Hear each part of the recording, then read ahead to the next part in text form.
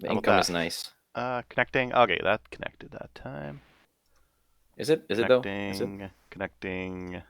Go Is it though? live. Is it though? All right, Oh, shut up. that's probably Oh, the I got it. alert saying, "Hey." Oh. I had Facebook remind me twice to start this live stream. Yeah, I know. I decided to do the event instead of just throwing it on right away to see what happens. Probably not going to change anything. It looks like we're live. I see Mhm. Crover. Do you? Yep. Oh, Yep. Okay. Welcome to the Canada Guns Talk Show, episode 108, State of the Sport. We're your hosts, the usual here. Everyone introduce yourselves. No. No? Okay, No. good. You don't need any introductions if it's your first time here. Well, too bad. So I guess let's just get right into this shit then. Let's start with Crover. What have you done recently? No. Start with somebody else. I'm going to go last. I think I might actually beat Adriel out today in All things right, that how I've about done. Ian? Let's see. I've been contacting a whole ton of MPs who I'm not going to name because that's a great way to never talk to MPs again. Yeah. But trying to do something with C21, both trying to save airsoft, trying to save them from, trying to mess up the whole division of powers thing in the Constitution. So yeah, that's been wouldn't that keeping be me nice? busy. That's about it. I feel like I used to have more time for hobbies than that. All right, that's everything? Yeah, that's pretty much it. All I've just right, been Adriel, how about you? No. You've been putting out some good fucking content. That's what you've been doing, Ian. or that too. Yeah, Runkle of the Bailey. Go check it out. I keep knocking videos out sort of as fast as I can, and that's about it. Lit shit, fam. Super lit, Mm-hmm. fam. So, Adriel, what about you? I've been up to a couple things since the last time we talked. Let me go in order of like guns around me. I am doing a video. Well, my kid's editing a video right now on this guy, the Mosin M44. It's gonna be good. It's gonna be a fun video. Not much to say about it. The only thing that this does that an M38 doesn't is it's got a bayonet on the side. That kind of flips up. That's it. It's So, newer. is there? Can we expect a clip of you charging at a target with the bayonet? Oh, I should Well, do you'll- that. You know, old Adriel with like original price Mosins, yeah. I don't know if you've looked at the price of these things recently. They're like $900. Oh my fucking god! So It's stupid, dude. I'm pretty sure I saw a Hungarian unissued go for like over a dime. Oh, It yeah. was dumb. yeah. So I will not be like rushing a gopher hole like with one of these like I did when I was younger. None of that kind of stuff. No. Let's see. I gotta go over this one. And then I'm working on a video on this guy here. This is an FX9.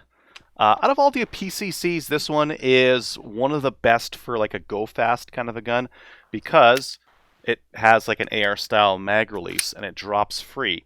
So some of the other guns out there don't do that. And the reason why that's good is you're running and gunning, you put your hand down to grab another mag and you drop this mag at the same time. So it's a So fast. faster reload.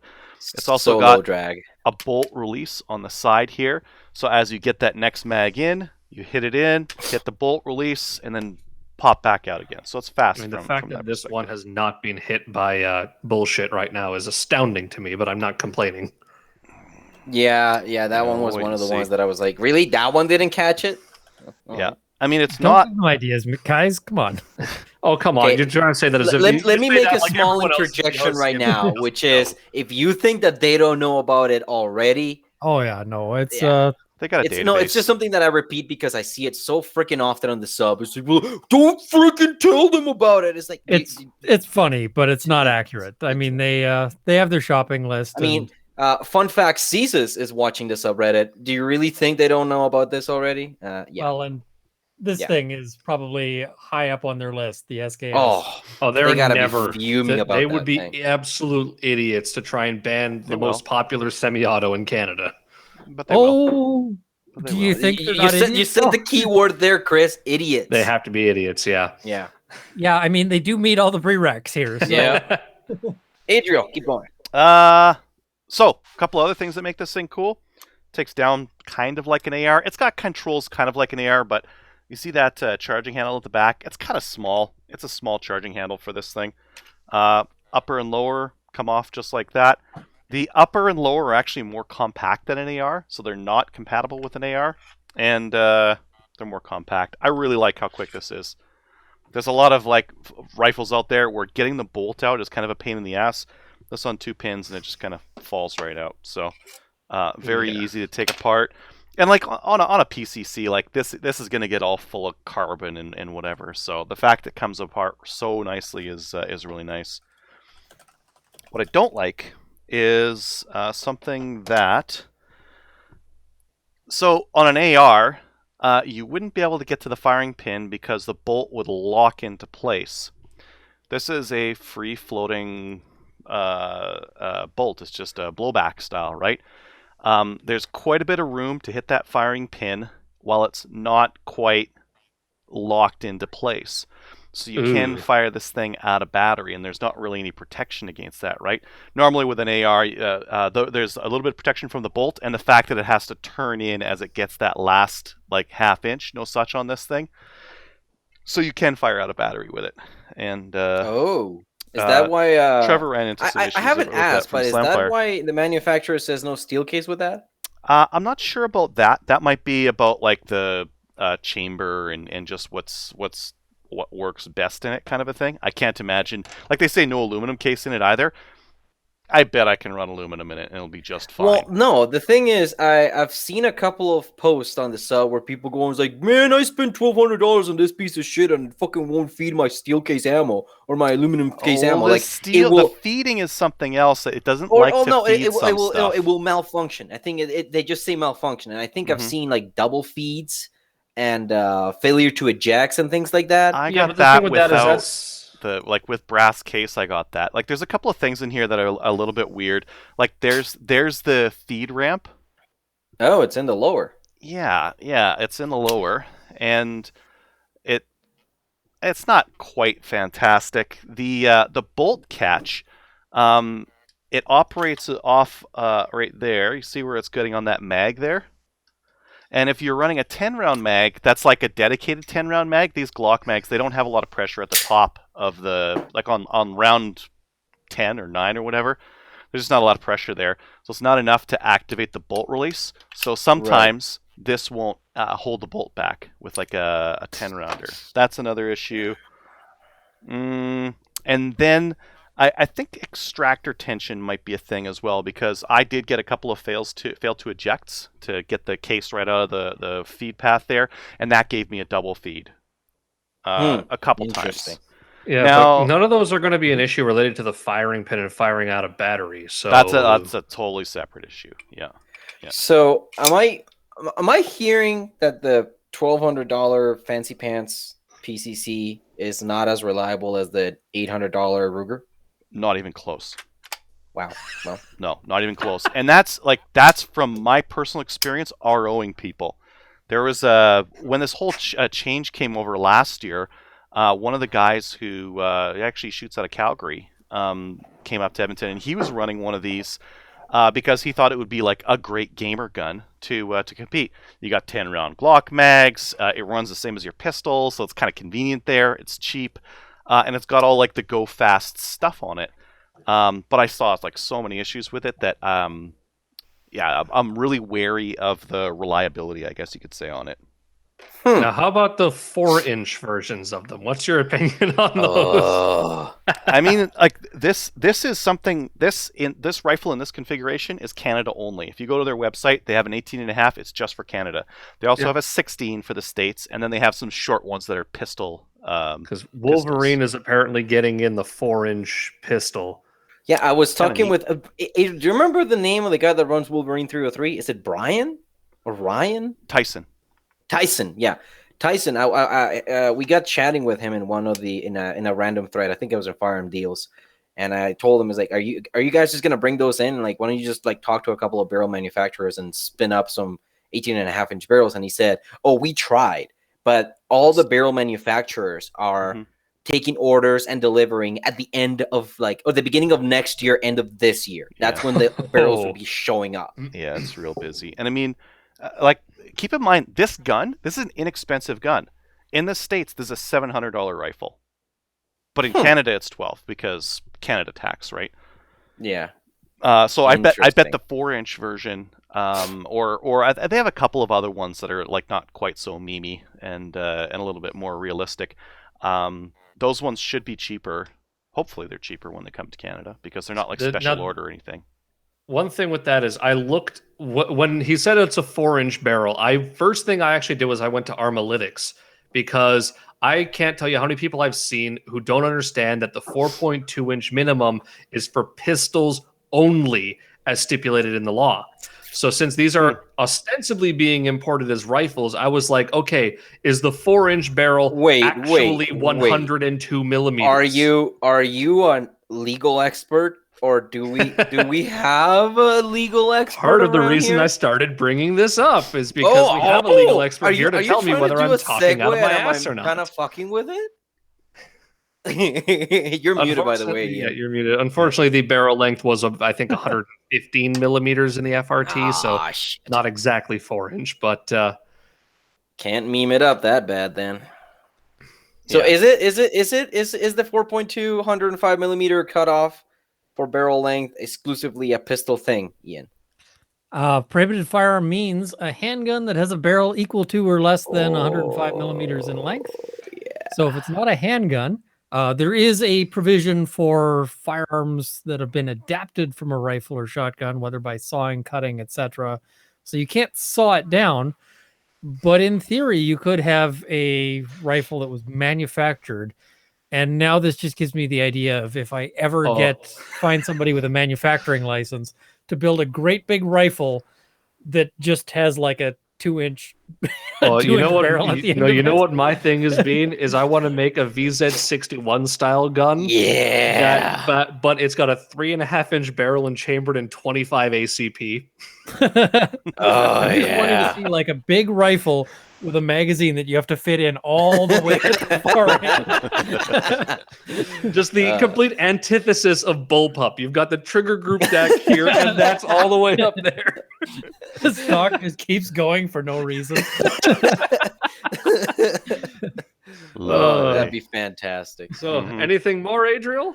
Yeah, one last thing. I've been working on some of these. So for maple seed and that kind of thing, you need something that's adjustable for like a student rifle, something that you can get a good cheek rest on. And this is adjustable, so you can like move them up or down. And so tell us, how do you do that? Does it involve a Dremel? And the answer being yes. Continue.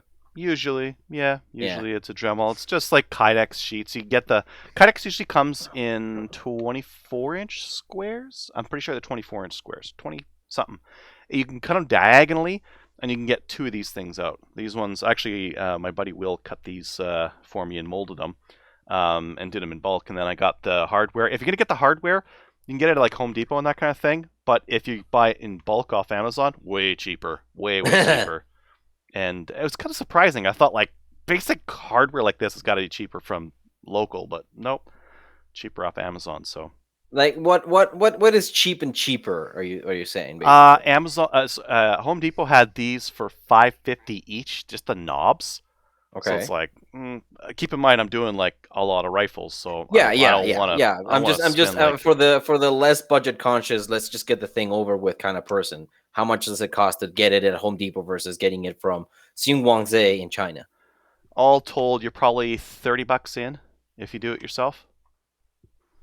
With all the hardware. This is like 1/2-inch carriage bolts. These are 2.5 inches long. If you're just doing a 1022, you might get away with like a 2-inch long bolt. But any other rifle, like 2.5 inches is more ideal. That looks slick. I mean, it's kind of goofy with the size of the knobs, but it's pretty slick. These are a little bit large, the knobs, but it's easy to grab and easy to like get the right amount of torque out of it. See, that's one of the things. Now looking at it through the eyes of an instructor, just seeing the size of that, I fucking love it. because it's like there is no fiddling. It's like you grab it and you twist it. You're done. Yeah, and that's the idea, is that a student needs to be able to quickly pop their cheek on here, adjust it for proper cheek rest, and then be done. And it's one less rifle I have to dick around with getting foam and that kind of thing on it. And hey, I still have the foam you put on my rifle. Yeah. I redid the wrap job because I put on green wrap because purple is stupid. I like green. Better. Yeah, I mean, for a lefty, these can swap over the other side and be out of the way. Yeah, that is. Or you just leave it on that side and punish them. Depends on my mood the day. Hey. But yeah, I've been gearing up a bunch of stuff for Maple Seed for the season. Still kind of like a little bit like unknown what's going to happen, because right now I think we'd be limited to 10 per thing, because that's what our limitations are. I think. But I imagine that's going to change quickly here as soon as spring comes along and we start going outside and stuff. It's a low risk event. Every adult in Alberta is going to be vaccinated by June. Yeah, right. Yeah, I don't know. That's TBD, just because we don't know what's going to happen with shipments and all the other kind of stuff that happens. They're redefining adult to be 6 specific individuals. That's how they're making that claim. It just so happens that all those 6 individuals are in Kenny's caucus. But anyways, let's move on. Well, they said adults who want the vaccine will be able to get it. And what that might mean is, we're assuming that 40% of the people don't want it. Like, they could have any you can model any. No truth like being technical truth. Mm-hmm. Yeah. Mm-hmm. Yep. Anyways, I got some 3-gun stuff, but I'll bring that up for our main topic. Okay. Chris. Okay. I guess I'll go next because Crover insisted on going last. Fuck you, go. So I sold my bike, and because I sold my bike, I bought a gun. Yay! So far, only just one gun. I'm debating if I want to buy others. You will. Depends. But, I mean, I was looking at a Type 97, and then I kind of decided maybe I should just wait for some garbage rods to go on sale and buy more guns of lower quality to have more fun with a wider variety of garbage, rather than buy one Chinese gun that may or may not even work with my mags and that I can't find reasonably priced ammo for. We need more options in this country in 7.62 by 39.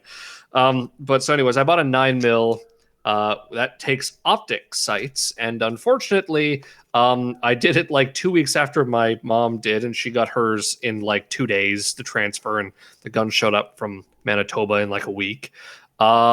I am now coming up on 2 weeks of still not. It's the second week, and I still haven't heard anything back about the transfer. So I guess that transfer times have increased in Ontario again.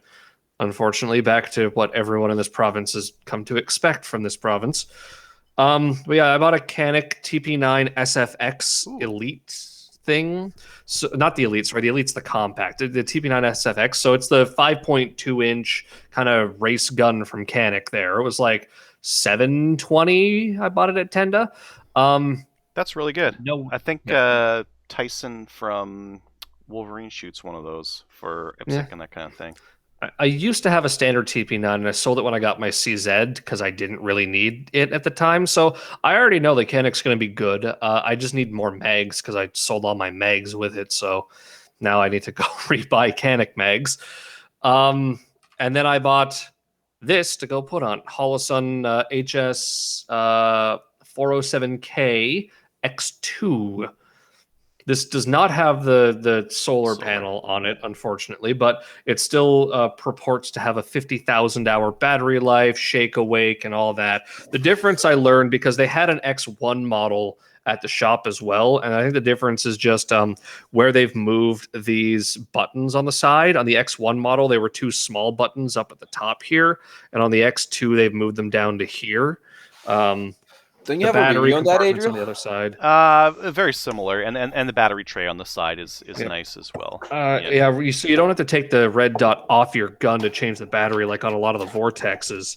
I think so. Those are probably cheaper than the ones that come with the solar panel. If I had the choice, I would buy one of those because the solar panel is not required. Shake awake's fine.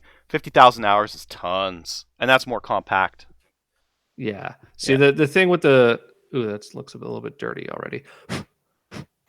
I mean, I haven't even really taken this out of anything anywhere yet because I'm still waiting for the pistol to show up to go put it on there. But yeah, the thing with the solar panel one is Tenda had one of the ones with a solar panel. But the thing with it is it was the particular model they have had a circle reticle. So this is a 6 MOA dot. They had an 8 MOA circle with a solar panel on theirs, and it cost more. But I really just didn't like the idea of the 8 MOA circle, and I asked them they didn't have the 6 MOA dot model. So I went bought this from a place that had it in stock. I've been looking for Canic mags, and most places are sold out, but I've found them in a couple places. I just have to actually, go and buy them and do you have to get wait for Canic someone specific to mags? Does it take another kind of mag that's similar? No, even though it's built very similar to a Walther, I have tried it with Walther mags, and they do not fit. The Canic mags are longer. Wait, longer? Do they latch, or are they just longer? The Canic mags are longer than a Walther mag, so you can't fit a Walther mag in the Canic. And I believe I tried the Canic mags in the Walther, and they just didn't latch. So yeah, unfortunately, Canic mags are specific to the Canic. I've seen some places they had the Elite mags, which is their compact, and I didn't want the compact. I wanted the full size.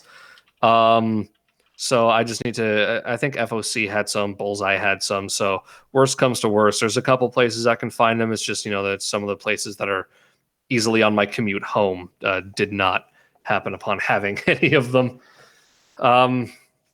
Yeah. Other than that, I mean, I kind of keep debating whether I buy a Carcano. I finally did buy a workbench to set up for reloading. So even if I were to buy the Carcano, I could go and buy the dies and the 268 bullets for it. But I'll give I don't you know. a better price than what you can find online right now. Wait, I thought you were going to hold on to that. No, I don't hold on to anything. Everything moves. Everything moves. We can talk about that. Thing to say. We can actually talk about that after the show because I'm interested. How many clips do you have for 2. it? And 30 cases. Ooh. I was debating getting 3. I can just buy another clip from somewhere. SFRC should have them. 10 actually has them. SFRC has them for $15. Yeah, it's pretty cheap. That's less than a mag. It's a fun gun. I mean, there's there's clip... probably some at Trade X, and they have all the bullets too. Mm-hmm. Like actual. It shot the 2.6. What is it? I don't think it matters. So I shot the 264 bullets out of it, and they didn't keyhole or anything. At 50 yards, everything was round hole. Before these kind of exploded in popularity a bit, I talked to someone at the range because I saw one there and I went, that's not a Mosin, but that's something. And so I went and asked him, and he's like, oh, yeah, it's a pizza Mosin. And he's just like, oh, I had a keyholing. And I'm like, oh, that's not good. He's like, yeah, but I looked into it, and these are just known to do that. So I talked to a dude who did have it keyhole with commercial ammo. But I mean, if yours, maybe it was a shot out war. Yeah. I mean, if your particular one doesn't, then that's actually good. Yeah. It ran the. Now, mind you, it's it hits very high. You'll have to do something to the front sight to add to it. I mean, Kentucky windage, fam. I mean, I don't feel like going through the same crap I'm trying to go through with my Mauser of filing the damn sight down to try and deal with it, because my Mauser shot high. I replaced the sight with one that was ridiculously tall. You can always just play with your reloads, change the weight, change the power, and what I think I would shift point of impact. For that is, I probably would change the reloads, but the reloads are still going to be with a dramatically lighter bullet. I did watch your video about it, Adriel, so I know that they used a much heavier bullet than what's currently available. Yep. What I might do, toy with the reloads to change powder, or just shoot long range. In terms of wind. Get one of those 220 long boys. Yeah, if I had a range that I could shoot long range at, longest is 200 for me. Or I'll just do the thing where you just put the notch further down the V. Oh, you need to with the tip of the front sight in the bottom of the notch. It was still hitting 12 inches high at 50. Oh my god! At 50? Uh-huh. Holy crap! Did you try it at any other range? Why? What difference would it make? It's just going to be worse. But the thing is at 300 yards zero. I mean, it's going to be high up close. Yes. Is it a 300 yard zero on those? I think so, isn't You it? have to like aim at their shoelaces. No. What I mean is like the gun is pretty epic. Like what's the bottom? Was the bottom of the rear sight set? I don't know. It's over in my closet in my gun safe there. So. But yeah, so that's actually a thing I'll consider. Other than that, yeah, I'm kind of holding off on them. I'm debating if Cabela's has those Norinco trench guns for sale again for $300. Nah, buy that. Those are. Let me tell you from somebody that's taken down a couple of those old Winchester pattern guns. It's a pain in the fucking ass. Like the amount of screws, pins, and bullshit that you have to take apart to clean the shit out of them. Then you have to put it all back together. And those trench guns are known to kind of like walk out of parts. Like the screws just kind of like piece out as you shoot them. It sounds like my Turkish lever action, whose pins just start coming loose, despite the fact that I red Loctited them. I mean, they're pins, so red Loctite would just be glue, basically. But yeah, so I'm just kind of waiting on that gun to show up, registration to pass. Like I said, I debated a Type 97, and then I kind of debated the WSMCR. The only ones they have in stock that I can find anywhere are the ones with the Galil stock. And when I got a chance to actually look at one, I don't like it at all. Have you seen the Zhukov style or Zhukov the style? Zhukov, yeah. I've seen those, and they seem like they might be a fair bit better. Don't they also fold around the other side, too? Yeah, so it looks super cool. Like those Zhukov stocks on the WK look right. Yeah, because that one's AK style on that. And these ones are Galil. Like the Galil wire stock, I mean, for one, it's not comfortable. And for two, it was stiff closing it. And then neither myself nor the employee at the gun store could get it open again. So he just kind of walked it into the back room after that because he's just like, you know what? I'm like, I'm sorry, I can't get this and I don't want to break your gun. He's like, oh, don't worry, I'll get it. And he's like, never mind, this is going in the back for a bit. So do you know if back there? Yeah. Do you know if those Galil stocks are surplus stocks or new manufacturer stocks? Who knows? It's probably not an actual Galil. It looked like a wire frame shit. I mean, it didn't look. I didn't pay super close attention. Somebody out of the States must be making those, right? I mean, the Ace 23s have. Yeah, it's a thing because it doesn't say. It says like Galil style. So it's probably not an actual. Hey, remember what Ian said about assault style weapons? That means they're not actually assault. But yeah, so I've been kind of wondering on that. I've been kind of waiting to see if there's any like $220 dumpster defenders that show up anywhere. I know FOC for a while had like some Charles Daly 410 with a 12-inch barrel that was like $130. And I've been kind of thinking the next time I see one of those that's not going to cost me $40 in shipping from New Brunswick, that I'll think about buying a stupidly impractical 410 that I'm literally never going to use. Yeah, I have a couple of those in my safe. I also debated, but I never did go and try and buy that semi-auto 410 from that CGN posting. Too memey. I mean, I have literally no use for a 410 at all. Oh. I just kind of want to buy the one for the hell of it. If anything, I actually kind of want a 20 gauge over-under. Just because I want to be a pussy and not shoot 12 when I'm shooting trap. No. See, that's the Adriel talked about this. Because the 20 gauge is usually a lighter gun, and it still has a similar recoil impulse. I mean, it has a similar recoil impulse because it's a lighter gun shooting a little slightly smaller payload. So it's not like you are really taking. So my response to that is Baikal. Yeah. Lighter gun? No, when it's made out of old Soviet tanks, then it's got girth to it. I've got a Baikal over and under 12 gauge, and it does not hit very hard because that thing it takes a lot to move it. The Versamaxes are quite soft as well because the Versamaxes are very heavy and they use a gas action semi-automatic. Honestly, If I were looking for a semi-auto that's not like a stupid meme like the Turk Nelly, it would be a Versamax. I decided that quite a long time ago because I got a chance to shoot them and test Remington's whole thing of it'll cycle anything by shooting light target loads through it, and yeah, it cycled them. I would put an asterisk to that. It doesn't cycle the mini shells. Does. I mean, nothing does. I tested it though. Well, though maybe I could just grab a drill and like make an extra gas port in the gas cylinder.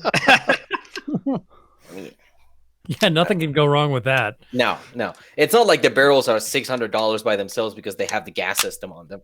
No.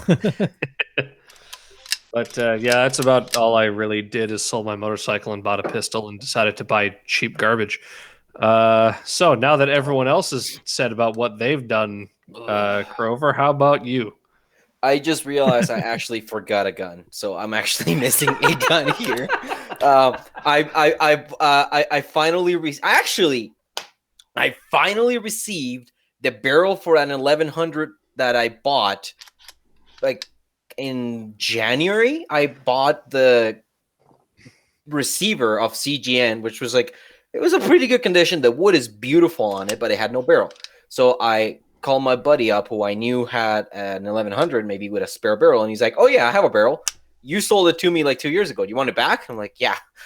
And then we could not remember how much he paid for it. So I'm like 150. And he's like, okay. So he sent me the barrel. And so then it finally got out of the warehouse in Mississauga? It's worse. It was coming from Victoria. Pre-pandemic, shit coming from Victoria or Vancouver, 2 days to Calgary. Overnight to the depot in Vancouver, Vancouver to Calgary. It was here the day after, maybe 2. January, end of January, it was like mid-February, he ships the barrel. Great. It's accepted at the post office, and then sweet fuck all happens for 2 weeks. I'm checking the tracking daily, and I'm like, this ain't right. Like, I understand COVID. I understand pandemic. I understand taking precautions to ensure the safety of our workers, says Canada Post.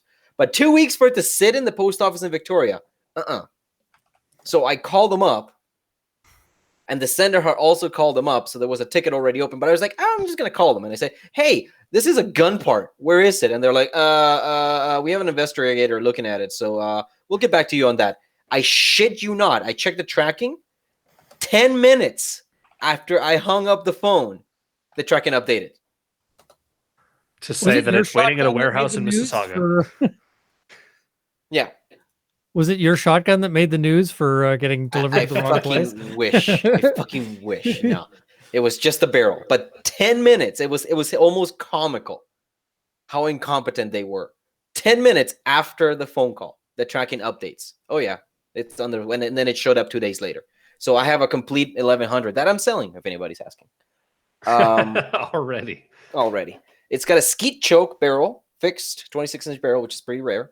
And then I got this. Why is it so short, Dave? Because I'm an idiot. Initially, it was even shorter. It had this stupid thing.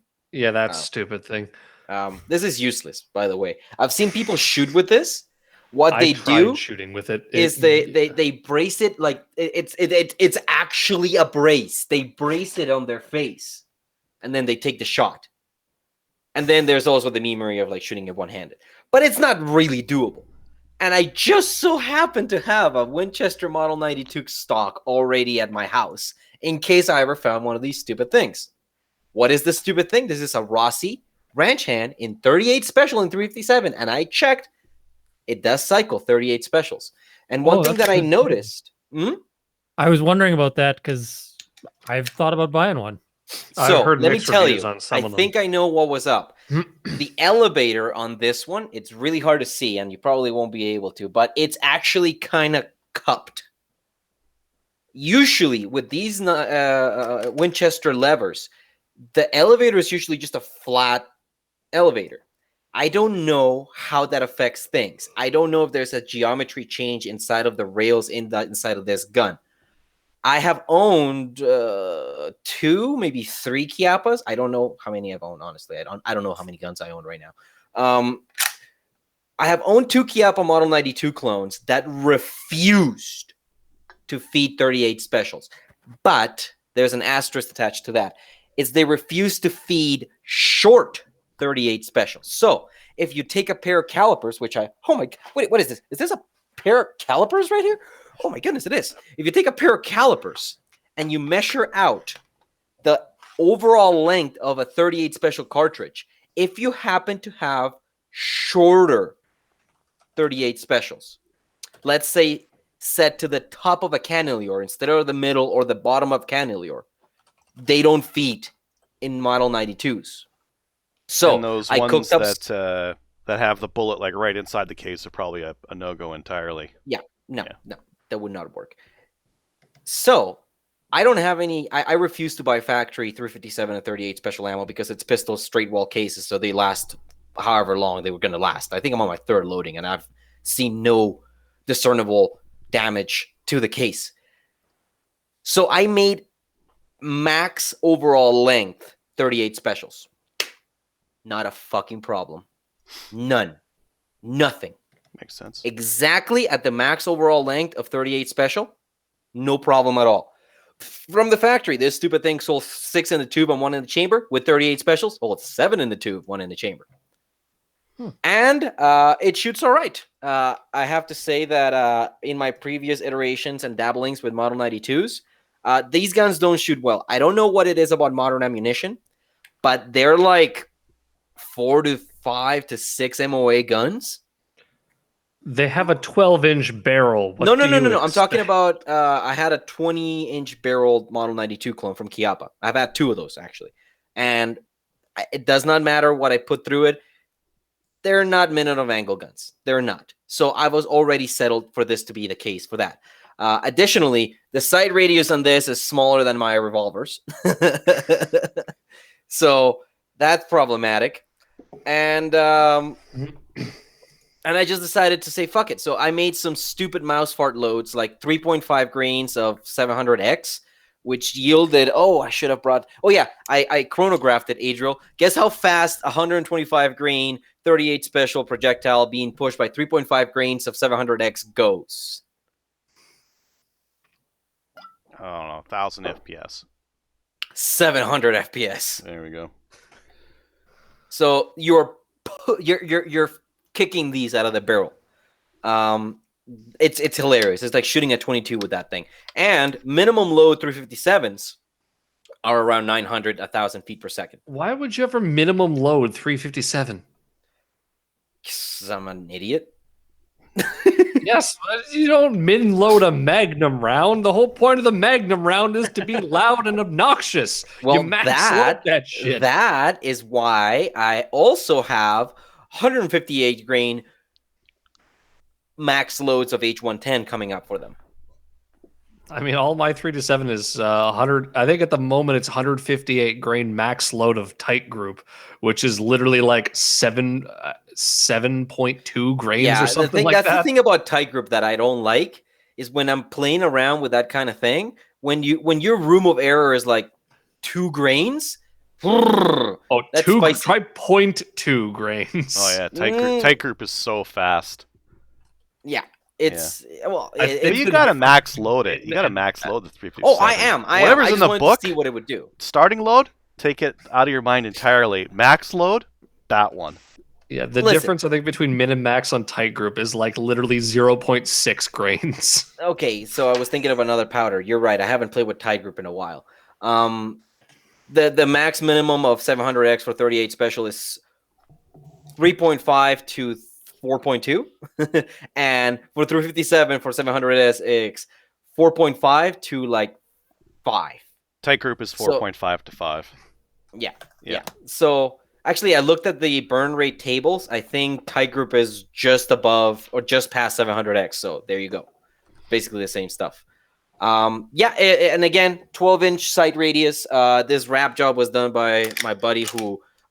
Somebody asked me why I would wrap the loop. It's because I have a soft, supple flesh on my hands, and I have no calluses, and I plan to keep it that way. So this is nice for my little fingies. This thing, again, at 25 yards with the sights set at the bottom setting on the post here, it's hitting point of impact. So I'm happy with that. And it was printing like 2-inch groups at 25, which what does that mean at 100, folks? 2-inch groups at 25 is it's like 4, 5, or 6 MOA. What do you know? This gun performs just like all the other ones. 2 at 25? Yeah. 8? Yeah. Yeah. Yeah. 8 MOA. Yeah. It's fine. Yep.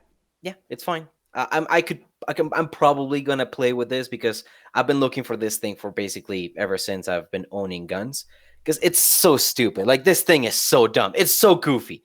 Like, if you look at the stock, it's like the action is like equally spaced between the end of the stock and the front of the barrel. It's like centered. Literally. It'd be fun to shoot one of those at a 3-gun match or something like that, because it's so yeah. light and handy. If you were in like a really like confined space, that would be a fantastic gun. I would agree, except for the fact that Rossi, oh my fucking god, I completely forgot about it. So when I got this, I went like, oh, this is so cool. Oh, and I got real worried. So I undertook one of the most foolish things you can do as a gun owner, which is... you took that apart. I took this thing down to the screws and the bolts. And how many did you lose? I didn't lose any, but it did take me 4 hours. Hour and a half of which was spent trying to get the bolt back into the gun.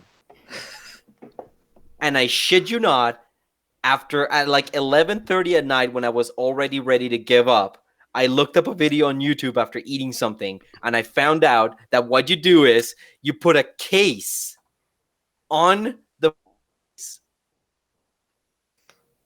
Okay, what was that? Did I go? Or did I come back? You went, and now you're back. Oh, that was weird. Okay, so you put a case, an empty case, on the bolt face. You can close the gun, and that's going to hold the ejector in place for you to be able to insert the pin that holds the lever to the bolt. Wild. God bless John Moses Browning. I don't know if that was if that is how he did it, but I don't see any other way. Because I can get into why that happens, but that's another conversation. So the gun comes back together after I cleaned off a layer of grease in this thing. It's butter. It's butter. It's butter, folks. For a Rossi, which is considered to be the bottom of the barrel quality for levers, when you clean it up, it's butter. This is why I don't like levers. Like, it shoots 38 357. That's a cheap lever, and it's $900. Yeah, see, that's what that's the biggest asterisk of this entire story so far. If those things were still $600, I would be telling people to go out and buy them. The fact that they're $900 now new, it's not worth it, man. It's not worth it. So then I bought a piece of shit gun.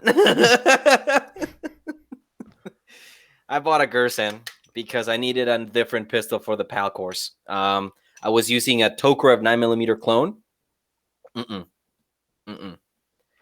You have to, with that gun, you have to set the hammer down to the half cock to put it on safe, which is a requirement during testing.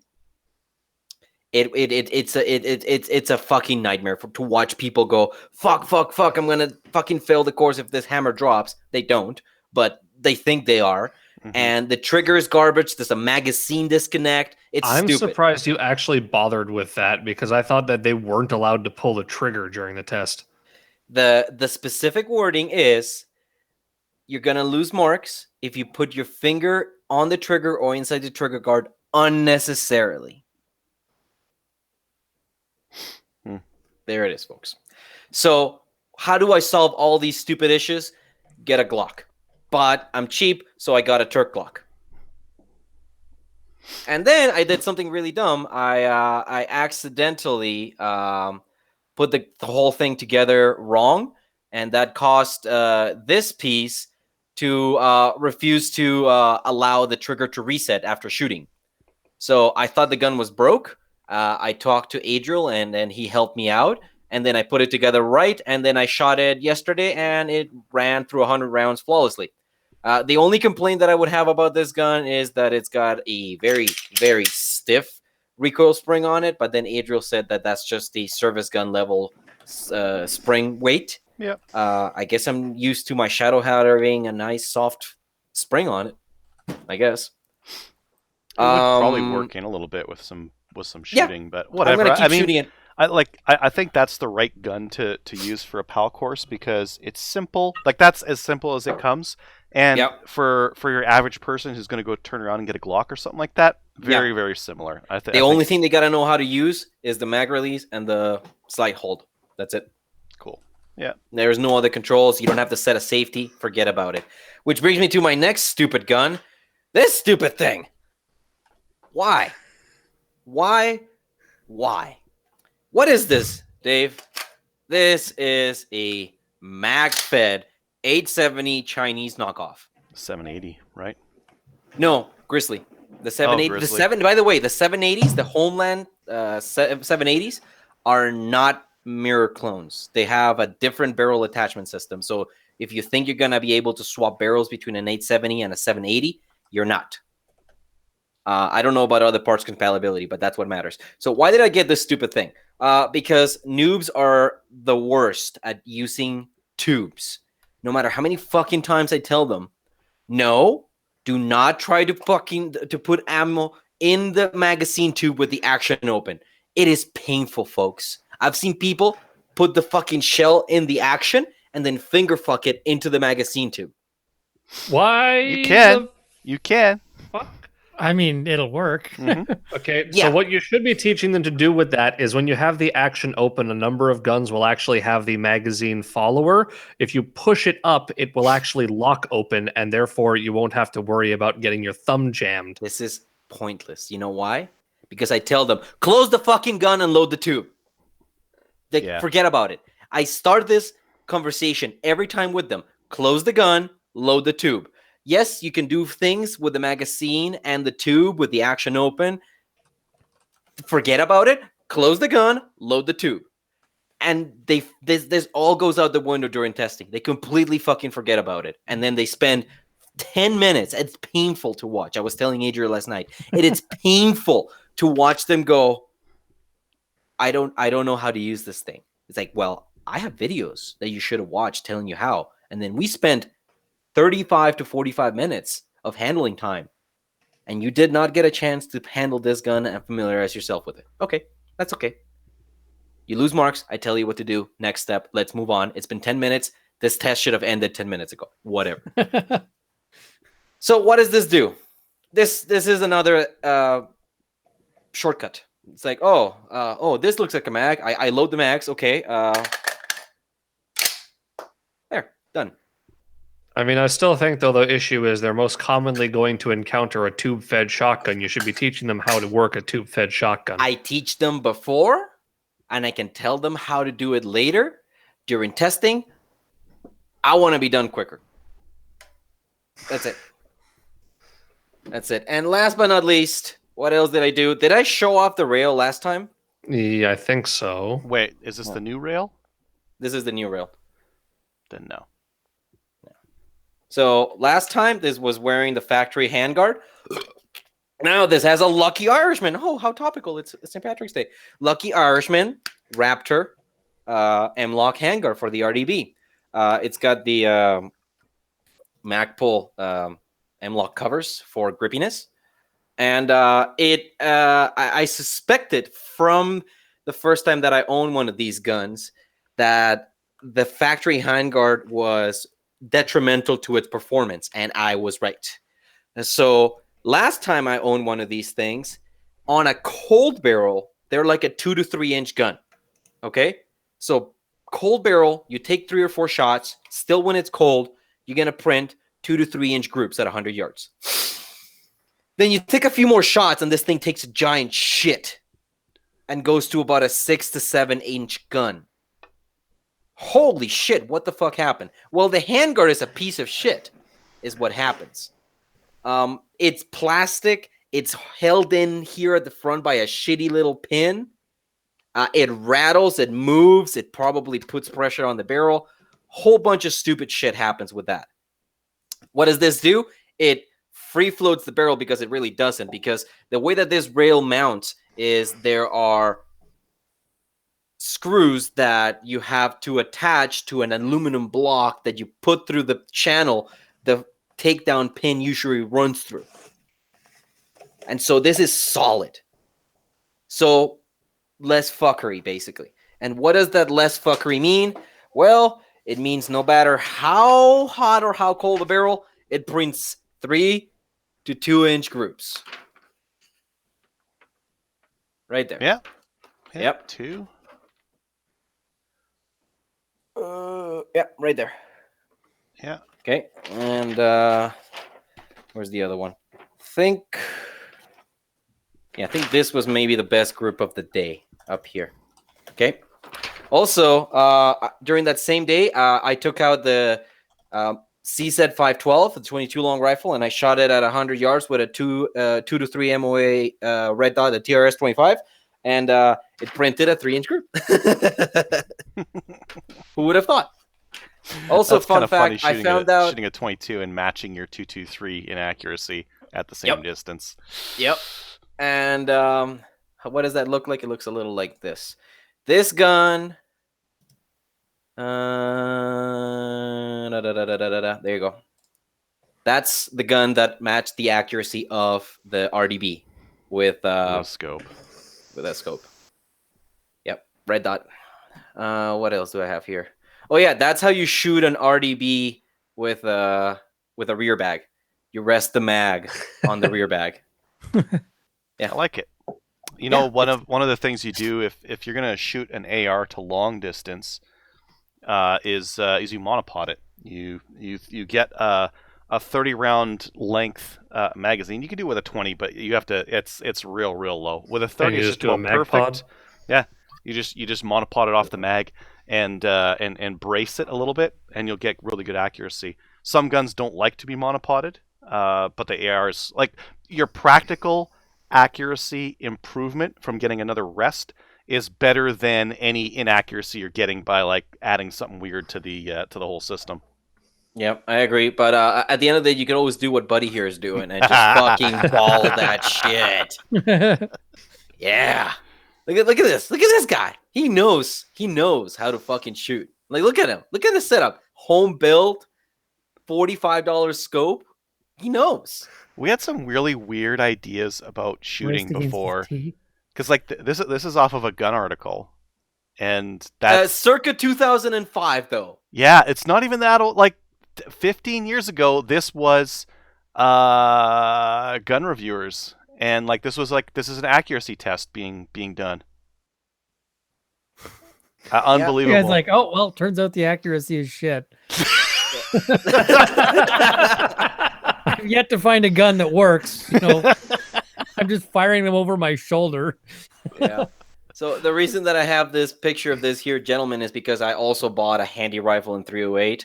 I'm a masochist. I don't know better. I'm just gonna see what this thing can do. I'm going to fucking make a load for this stupid rifle in 308 and see what it does. I also bought this thing. Yeah. All the meme guns. I am just fucking knocking them out of the park. 23-inch overall length and still non-restricted.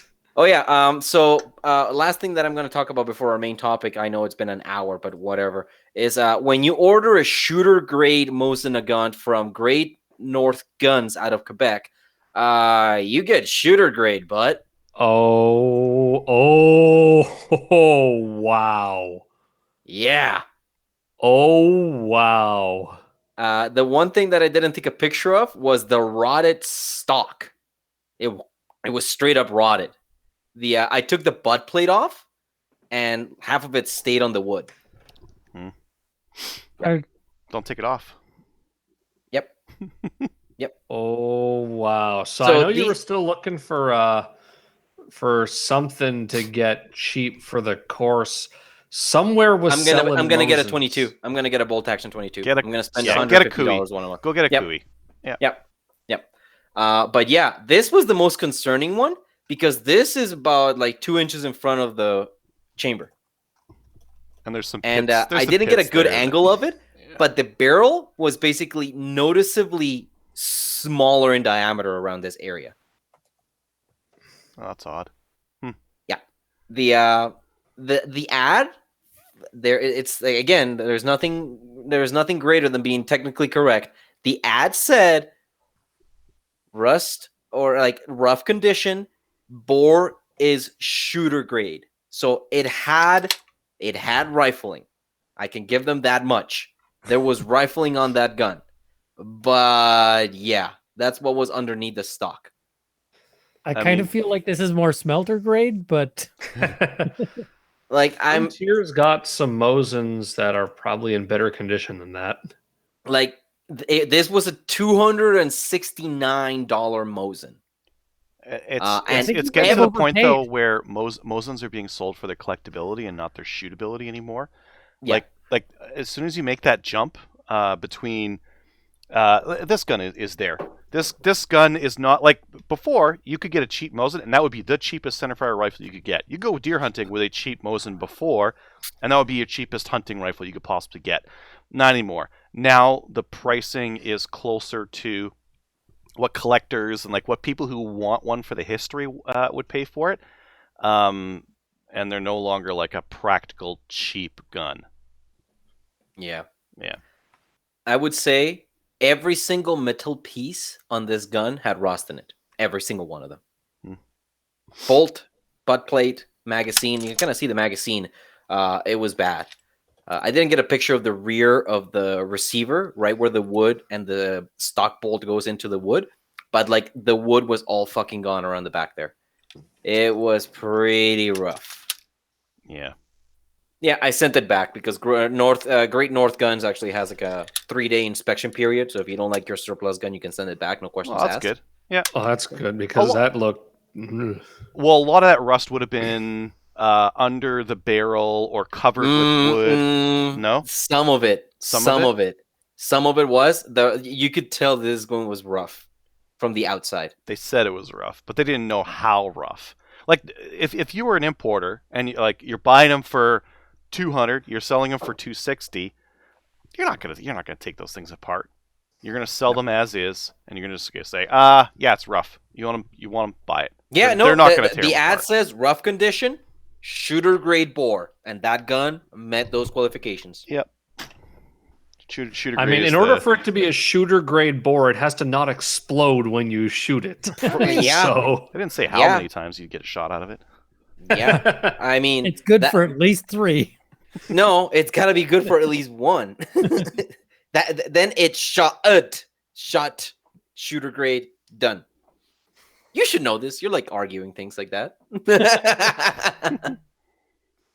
I probably wouldn't resell a gun that was in that condition. I'd just be like, "Yep, no, this one I would feel bad about putting it." I kind of did when I bought an Arasaka that was in some pretty fucking rough shape from Wolverine in 2011. I actually traded that for my Mosin. I think that you did an upgrade there. Considering the Mosin actually shoots.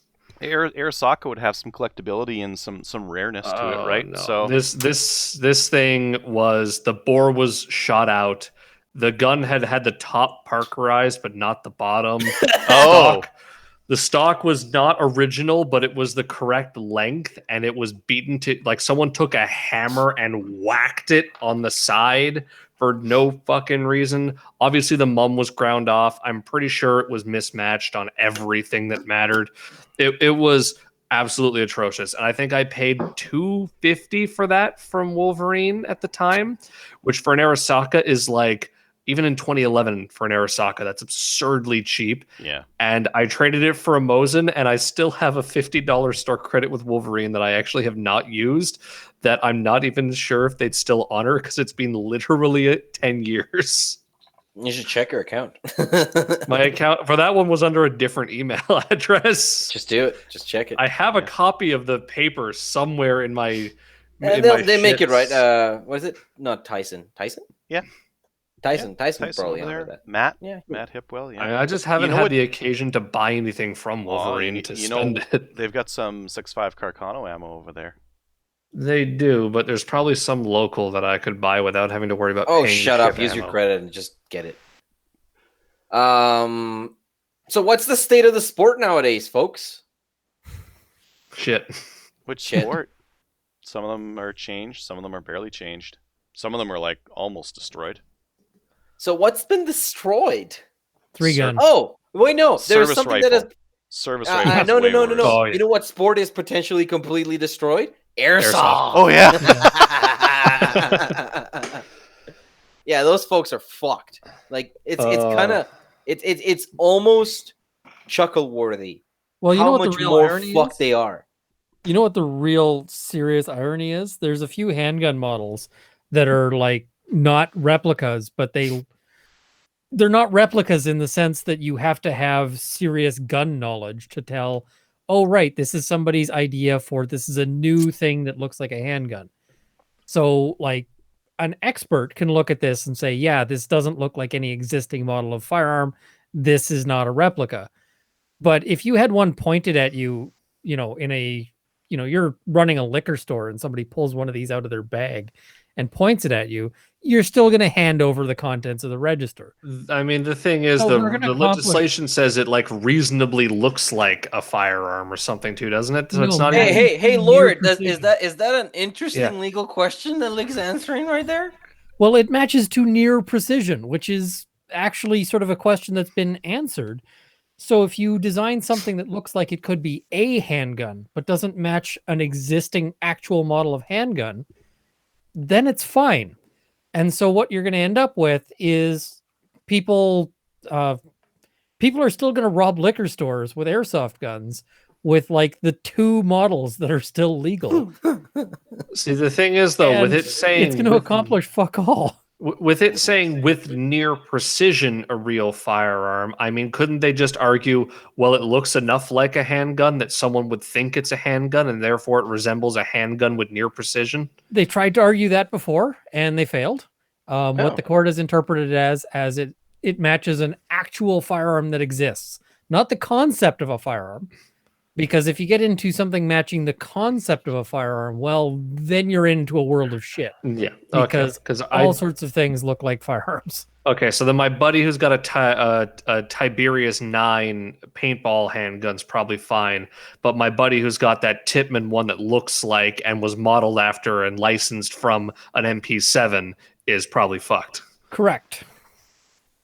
So, yeah. So Airsoft got fucked. Who else has got fucked? Service rifle. 3-gun.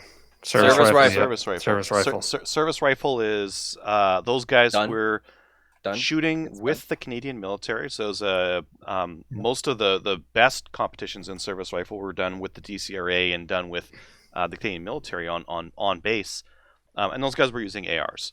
And they were competing against military. A lot of the guys are ex-military. A lot of the guys that shoot service rifle are ex-military, and they got into service rifle in the military, and I wanted to continue afterwards. And they're fairly competitive with the military shooters using AR-15s. Now, I don't actually know what they would be using. I think a lot of those guys might be using like real crap like SKSs and WK straight pulls, maybe the WK. Like the problem with the WKs is that you can't get the precision of an AR out of them. AR's got a free floated barrel. You can put a match barrel in an AR. It's very difficult to find a match barrel for a Isn't WK True North Arms is getting some made through IBI, isn't it? I believe ATRS is making them right now. ATRS is making I thought the whole thing barrels. with a WK was that it took AR barrels. It takes AR barrels, but they're carbine length. It's a snowflake AR barrel. It's a non-restricted length barrel with a restricted, usually length gas system. Well, I guess if you wanted to, if you don't care about restricted or non-restricted, you could take your Gucci AR barrel and put it on here. Like if you had a 14.5-inch barrel, a 14.5 will probably have a carbine length. Actually, some of the 14.5 to 16 have a mid-length. Mid-length won't work. To get with to work on a WK or a WS, they have to be a carbine length gas system, and that's No, a but little bit weird. If you register your WK, then the RCMP will know about them, so you can't do that. I mean, yeah. No, I think somebody posted one in the sub actually. Somebody had made the WK restricted. Yeah. I've seen posts in the sub of people asking about it and then having to say, like, yeah, I know the whole shit of, oh, well, it's NR and blah, blah, blah, the RCMP, shut the fuck up, they know about it. Now, what I'm looking to do with my WK is this. So preempting the whole horde of people of, no, if you make it restricted, then the RCMP will know about it. And they already fucking know about it. Yeah, anyways, as it pertains to sports shooting, it's not as accurate as a platform as an AR-15 because it's not a free-floated barrel. It has a carbine. It has a gas piston on it, which means I was trying to think. It's like I'm pretty sure the gas block doesn't touch it. Oh, there's a piston touching. But the thing with that is, can you really say it like does the piston contact the handguard then? No, does the piston's gas block? Because otherwise, an AR is not really free floated because it has a full length gas tube. No, look at it next time. There's high speed footage of like an AR-15 shooting. That fucking barrel is wibbly wobbling all over the fucking place. The fact that piston is in that vicinity of that gas block, it's gonna affect it. With an AR-15. Maybe less, maybe the same. I don't know. Unless you go and heckle your cock, and then it makes it a terrible sport to get into because you will never be able to compete with the top level shooters who will be in the States with ARs, or it just means it's like I'm going to be a professional cyclist, and all I'm allowed is a unicycle. You might get super good at the unicycle, but you're never going to keep up. Yeah, you're going to be so good at it. If you give the market another 2 years, they might build something that's comparable, something that's good enough, has enough practical accuracy. Because functionality-wise, you're not missing a lot in terms of I got a charging handle on the side instead of at the back. It doesn't really matter for service rifle. The service rifle is not like a gamer sport, so that stuff doesn't matter. This guy works. It might. Shut up. It might. Not for service rifle. Bullpups are not going to be competitive. No, I know. Not on service rifle. The only problem with that is give them 2 years and they might come up with something. Give the Liberals 2 years and they'll have just banned it before it existed. Maybe. I think it depends on the elections and how many times Trudeau gets caught with blackface. Like every time that happens, it seems like they have to trot out another piece of gun legislation. So there's that risk. But service rifle, in a couple of years, these guys might be caught up. Like even I did a video on the WK-180, the WSMCR, the comparison between the two of them. It's all changed. Like if you look at a WSMCR on the shelf today, it doesn't look like this. This plate is much smaller. It's only left side charging, right side eject. Like they've made a bunch of changes to them to make them better. And give them a little bit more time, and I think they'll be comparable. Canadian manufacturing will catch up.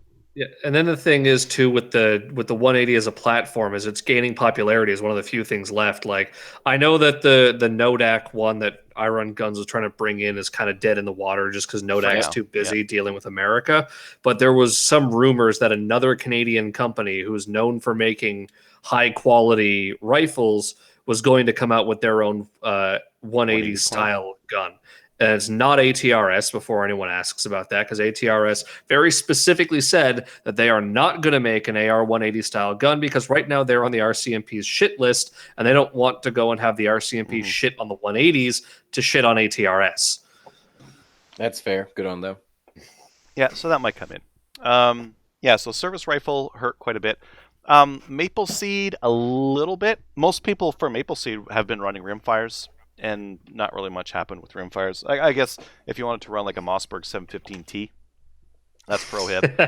Or like the MMP 22s, like we're actually weren't allowing those because they had some out of battery problems that we didn't want those. Well, there was a recall on them, and you had because now you can't use it. You had to upgrade the extractor on them, or they just wouldn't work. Yeah. Some people ran their ARs at those events and qualified with their ARs. That's not. I would have loved to do that. I would have loved to go there with an AR. Yeah, there's still some people who run SKSs at them. I had an SKS shooter, actually, not at yours, but at the one after yours, Dave, and it was all right. Like I think it's a doable thing. And actually, I completely forgot. I ordered a TS100 sight, and I want to try an MQT with the SKS and try Meme it up, buddy. Meme try it to up. do the Maple Seed with it with an SKS. But you need that sight, so Yeah. that tech site should provide that. 3-gun changed a lot based on the new regulations. Yeah, you guys have like 10 billion new categories to accommodate everybody's weird little semis, don't you? Yeah. So a couple of things that I really dislike: the shotguns, because like in 3-gun, the shotguns were the one place where very recently open was truly open. Open had a true advantage over the rest of the divisions because they had the mag-fed semis. Red dot, mag-fed semi-auto shotguns that ran the pump mags, and those were better than what you could run as a regular 3-gun competitor, right? Better than a tube-fed shotgun. But when they banned, there's no quad loading with a mag, and running those pump mags gave you a big advantage. You were hosing. Those guys are just spamming the map with shot, and that was kind of that. I liked that. I don't compete in open, but I liked the fact that they had their own thing and it was better. There was like this clear separation between the divisions. That's gone. There's still the Mark 10. There's still like one that the you Daria Mark 10 is still, and there's still some bullpups, but the bullpups aren't really as reliable in a competition environment. Hey now, so nor as not ergonomic, the really. 12 gauge. Well, you take what you can get in terms of like a mag-fed red dot. It's still better than quad loading, right? Usually. So anyway, so that change I'm really disappointed in. And then 90% of our competitors were using AR-15s, and for some of our competitors who aren't like 10, 20 grand in, that was their sporting rifle. So now their sporting rifle is toast. What do they use? We've had guys running Mosins at our events. We've had guys running SKSs. We've had guys running GSG 16s. So we opened up the divisions so that now you can shoot a 22. You can shoot we have Clipazine, which is kind of made for like milsurps. So either clip-fed semi or mag-fed bolt. It goes into Clipazine. Do you constitute the Enfield as a mag-fed bolt? Yeah, or clip. It doesn't matter. You're still in Clipazine with an Enfield. Oh right, it's the same thing. Never mind. Yeah, clip fed or mag fed, whatever. It's still a bolt. But yeah, I mean, you could run it in that. And for those guys, it's just like one hit on paper, good enough. That 303 killed him with that one shot to the side. Yeah, that's fine. Took off the whole left side. It's good. Yeah, it did to him what the liberals say an AR-15 would. Yeah. I think that those guys are looking on the positive side of things. They're gaining enjoyment out of their milsurps that they may not have. Looking on the downside, the match takes much longer because now we got a bunch of guys who are like, you cannot run through a stage, even if you only have to put one on paper. You can't go through a stage loading up one of these stupid things from the clips because they're just not as fast as a mag fed. The gear isn't as fast. Like there is no high-speed gear for this. My buddy, Chris, is actually running an M1 Garand in 308, and he has made his own Kydex pouches for clips so that he can run them off the belt, which is kind of an interesting way to do it. But I got to make it out to 3-gun one of these days. Fuck yeah, dude. They're selling out like crazy. Our March match sold out in 3 minutes. We had our April match open today. It sold out in a minute. Yeah, by the time I see it, it's gone. Some guys were like, I was on it. As soon as it opened, I'm refreshing. As soon as it opened, I started typing my stuff in. I got to the credit card, I hit pay, sold out. Yeah, I haven't been able to get into one, and I don't see how it's going to happen, really. And that's COVID's fault, isn't it? You have to limit the number of competitors due to COVID. A little bit of it is COVID. A little bit is there are few activities you can do when the weather's kind of crappy and you have to be outdoors. Like they're like over the winter, the only thing I did was go to the range and go on hikes with my kids, and that was it. There was just really you were very limited on activities. So, and that's still true through the spring here. Maybe once we get into the summer, it'll be a little bit better. But yeah, things are selling out very quickly. People want to get out and shoot, right? Yeah. Yeah. Yeah.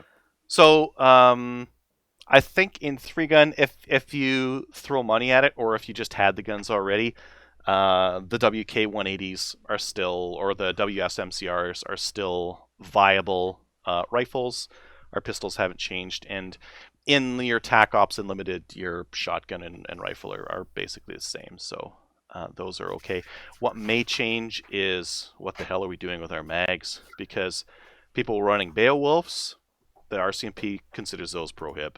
LAR mags, soon those might be considered prohib. So running a 5-round mag in an AR is a real pain in the ass. We might have to run like crazy chest rigs or something stupid just to hold all the ammo.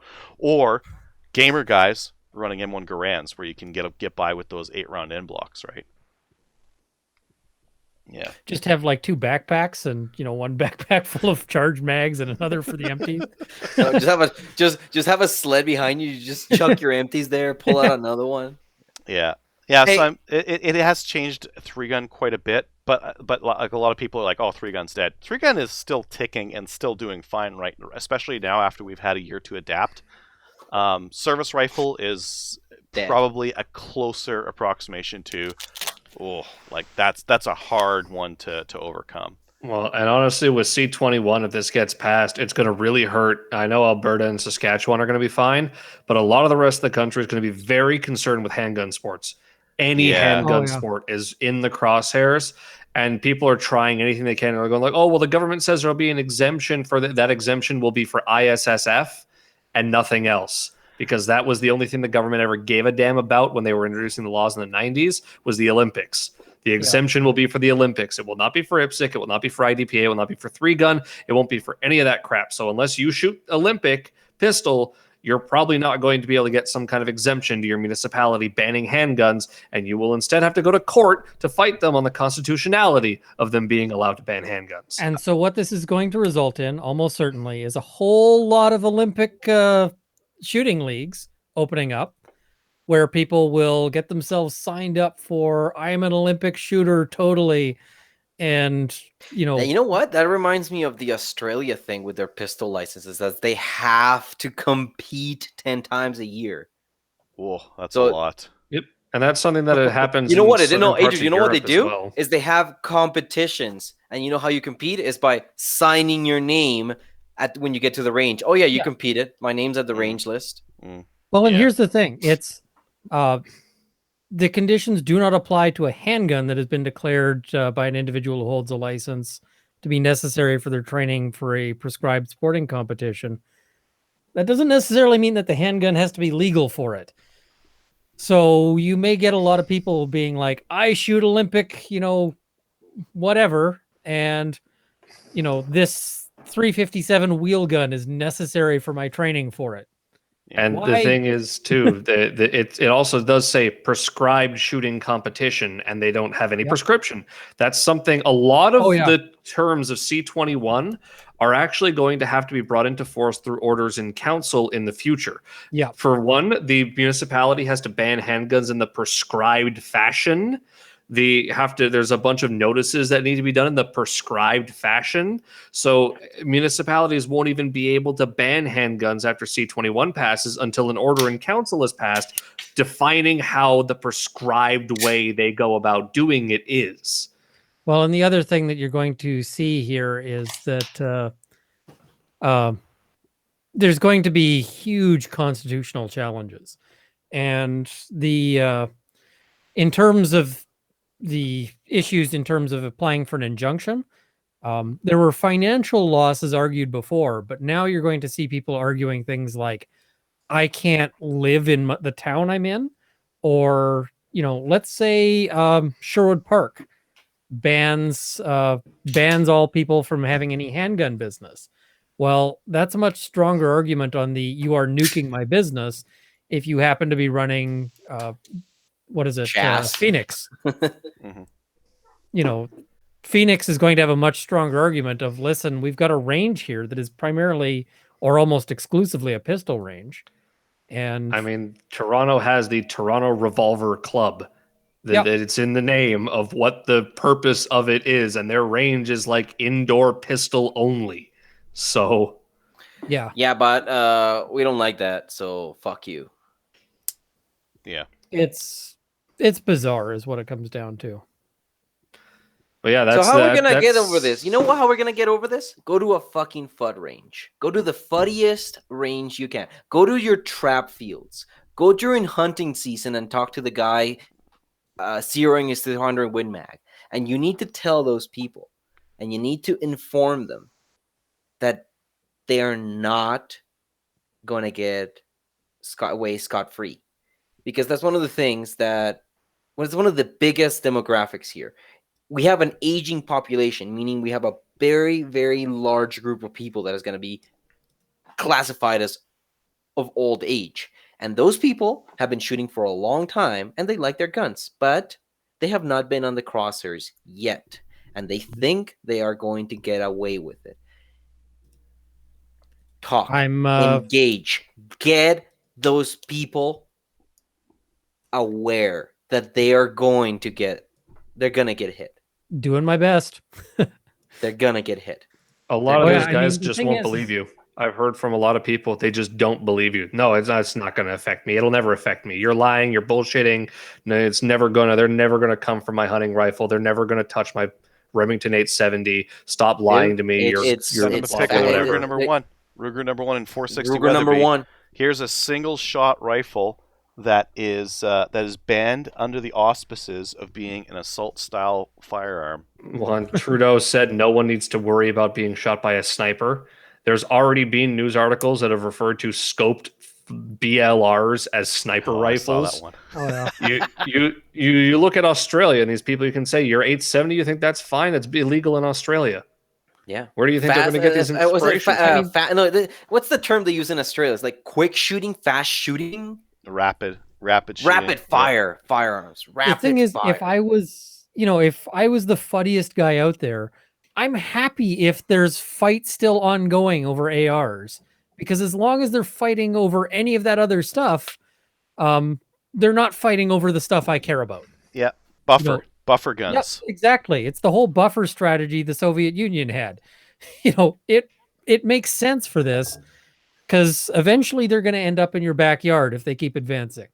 Do you think that these gun control organizations are going to say, oh, well, we're getting all this funding and we're getting all this press, and my entire career is this, but I got everything I set out to achieve last week, so let's pack it all up, guys. We're done. No, I mean, they're never going to pack it up. They're never going to stop. So anyone who thinks they're going to, they'll never get to me. Maybe if you're old enough, like if you are in your 80s and you have terminal cancer, they probably will not get to you by the time, you check out. But, if you're planning on leaving any of those guns to your kids or grandkids, you're in this fight. Well, there's something else. It's engaging people. We have to engage. That's one of the things that. Sorry to cut you off, Chris. Yeah. That's one of the things that I continuously see people go. Like there's posts, because I'm moderating all the time, and you see this too, Chris. It's like people going like, "Well, what the fuck can we do, man?" That's half of the politics threats. Just, well, what do we do, man?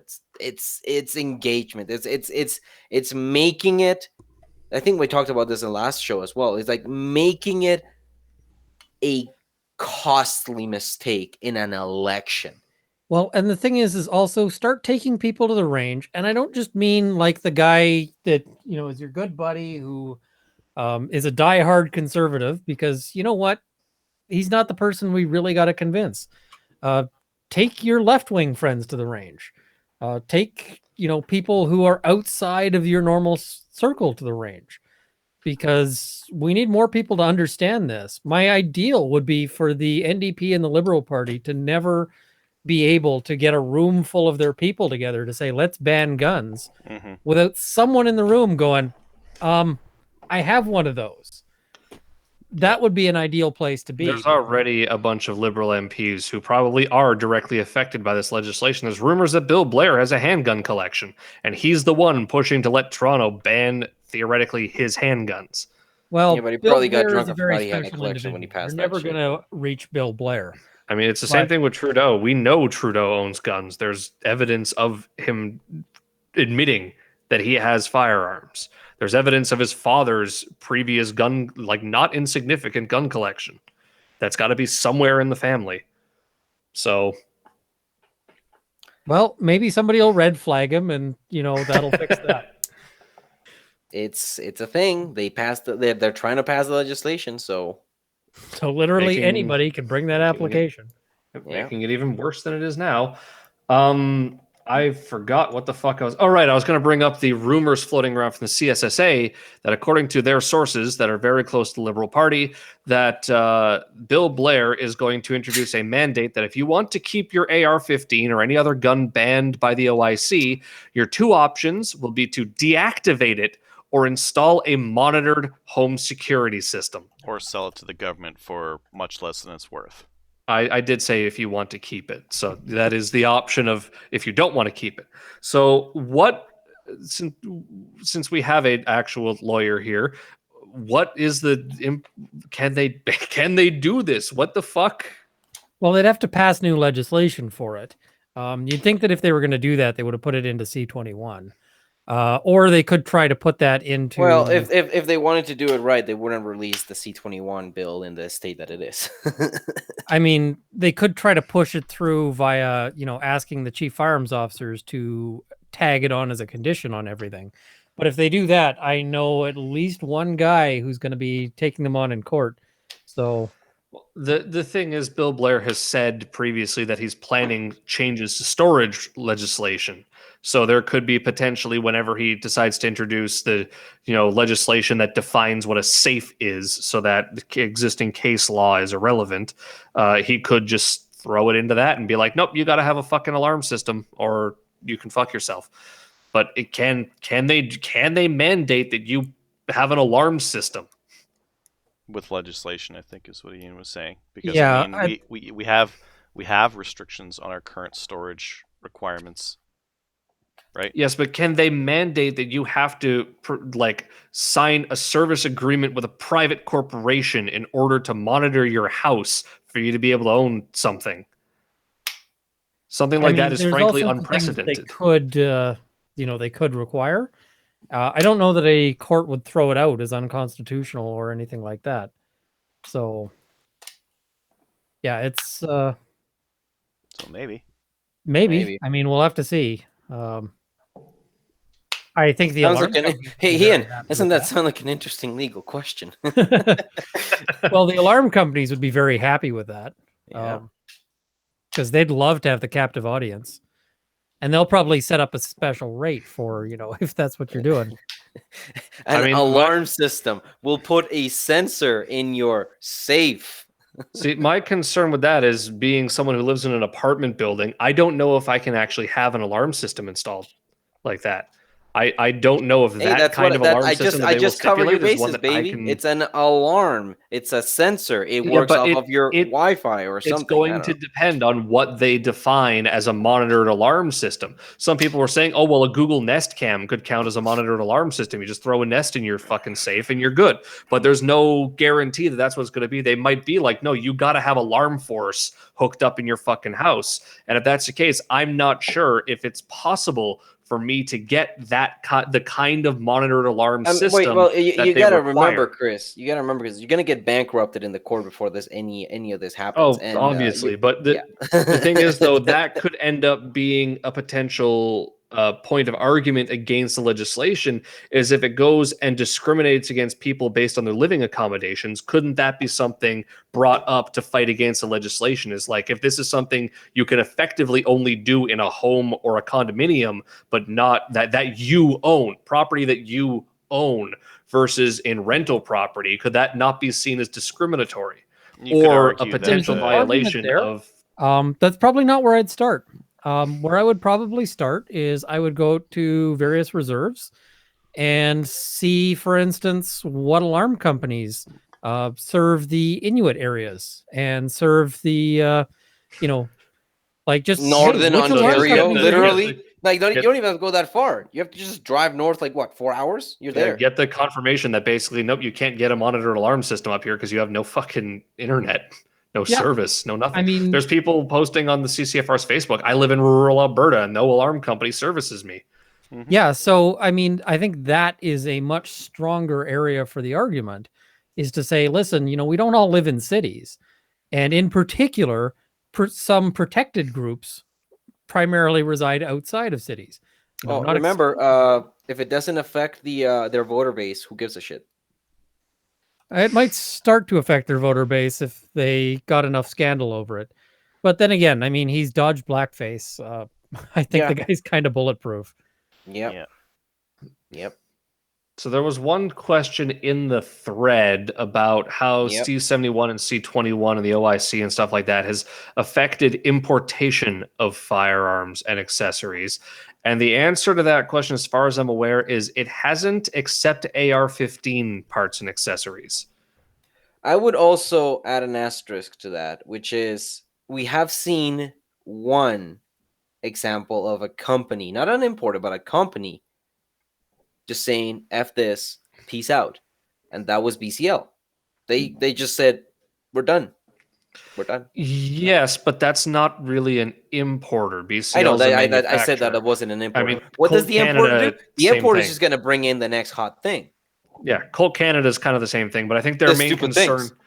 I think their main concern was with like personal importers. Like they mentioned specifically like I Run Guns and Aztec. And so I think they're more concerned of like if you were to go abroad and search for something to bring back to Canada, how has this legislation affected the ability to do that? And the answer is if it's not in the FRT bans or the actual bans, it hasn't. You can still go to I Run Guns and import some shit from the States as long as it's not banned under the FRT system. If the FRT entry comes back that does not say prohibited, then nothing has changed. The only thing that's changed is you can't bring in guns that are banned.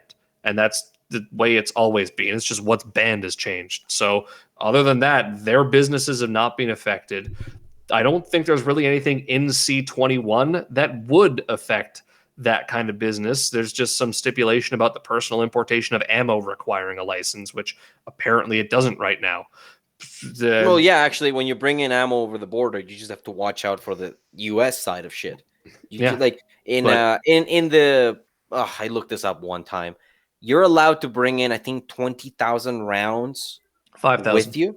No, is it 5,000. I'm fairly confident on the 5,000 number for personal use.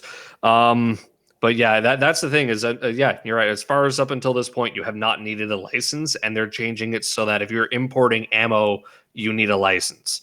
That's about the only thing that's changing. And realistically, you're not going to try and import ammo through I Run Guns because by and large, they're just going to tell you, fuck off, that's too much work. Well, and also right now, you can't. The U.S. has no ammo. The Americans are buying it all for themselves. Well, and in fact, most of the Canadian retailers have signs up now going, "We really appreciate your interest, but we cannot ship you ammunition, Americans." Yeah, this is the second time in my life I've seen these because they came around in 2012 after the Sandy Hook shooting when the same kind of situation happened, and they stuck around for a few years of, "Hey, Americans, we do not ship guns and ammo to America." And it was on every company's website because I actually think I got a call from the States when I worked at Sale of someone trying to buy 223 ammo. Oh, I've heard that several retailers have gotten a substantial number of calls, basically going, please, like, we'll buy your entire stock. Please send it to us. No. Well, I saw a hilarious, and not so hilarious, but like sarcastic hilarious picture of a small retailer in Texas charging $250 for a brick of 1,000 primers. Primers. And that's for small pistol primers. The large rifle, like the matched, large rifle match primers was like $400. That makes no one's buying large rifle stuff though. It's 223 that's out of stock everywhere. But that's capitalism. Isn't that right, Adriel? They can ask however much they want for it. Doesn't mean that anybody's going to pay for it. 9mm is out just about everywhere in the States, from what I hear. Yep.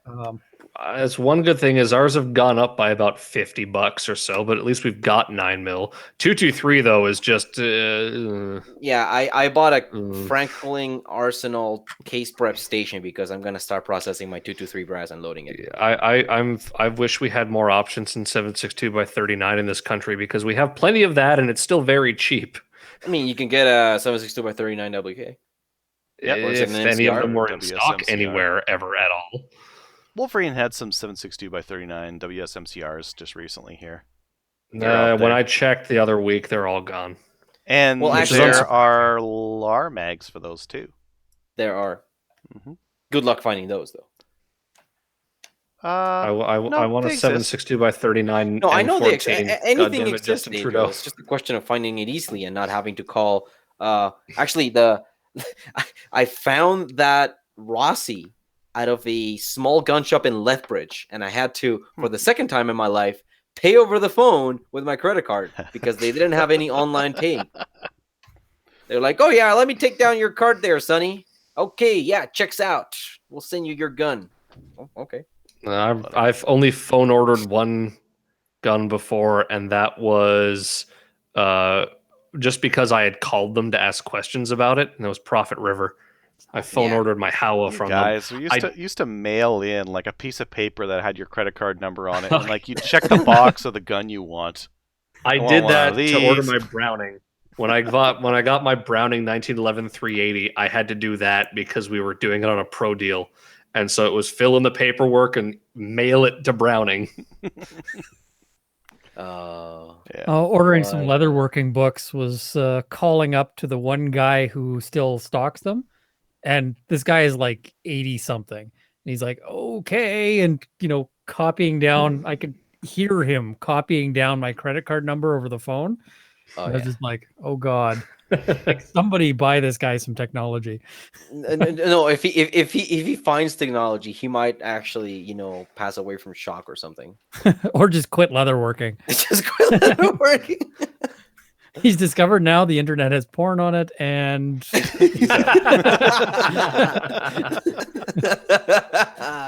and we're done. Hey, he probably has a. No, I'm going to stop. Never mind. That's the state of the sport. I think they're still out there. Get into it. Get others into it. Get others into it, and we need talk more to females, people who think they're going to get away with it. Talk to people who think they're going to get away with it. Yeah, we need more FUDs and females into the sport. Because those aren't the people who are in the sport right now, and the more of them we get into the sport, the more that it'll normalize it. Like it's or hard. The people that think they're not going to get hit. Yeah, as a female, if I showed up to a 3-gun match, it'd be very intimidating. It's all guys.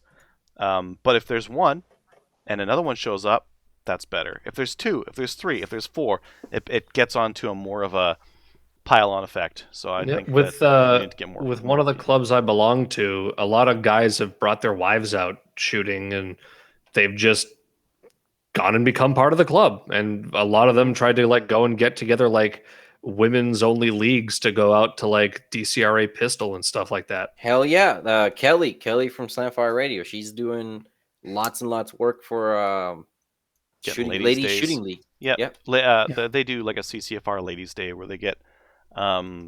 It's a whole rigor. It's a whole day basically, and you can get females out who are really great shooters and ones that don't know anything, and it's a whole day for them to try different things out. It's kind of like a variety mix of different sports to do. We do them at Chaz. I believe they're going to do them at Sherwood Park, and other places as well.